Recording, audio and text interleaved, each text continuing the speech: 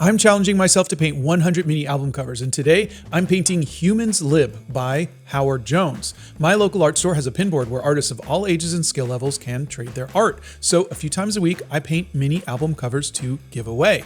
And this is my 98th mini album cover. Only 2 more to go.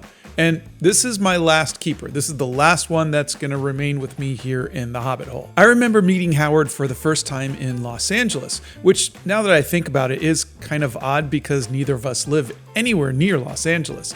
But he must have been in town and stopped by our little studio that day to meet me and to see some of my movie Animal Crackers. I had flown in from Nashville and I had asked my friend Curtis to pick up a vinyl album of Howard's for me to get signed. Curtis found a copy of Dream Into Action and Howard very kindly signed it for me. It's on my wall here in the Hobbit hole, a prized possession.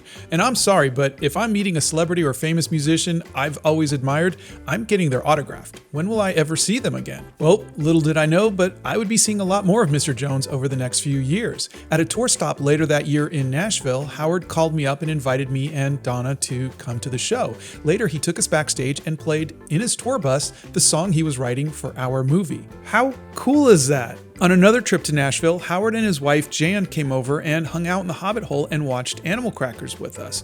We then took Esmeralda out for lunch, we got tacos, and we've just kind of remained friends. I'm friends with Howard Jones.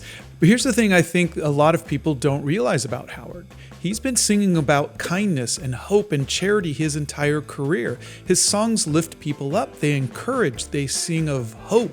In a world that glamorizes greed and violence and power and corruption, Howard Jones has been saying things can only get better and no one is to blame and don't try to live your life in one day. And the song he wrote for me in his tour bus in Nashville for my movie Animal Crackers, I think encapsulates all of the kindness and goodness and hope that Howard's always sung about. And it's called We're in This Together.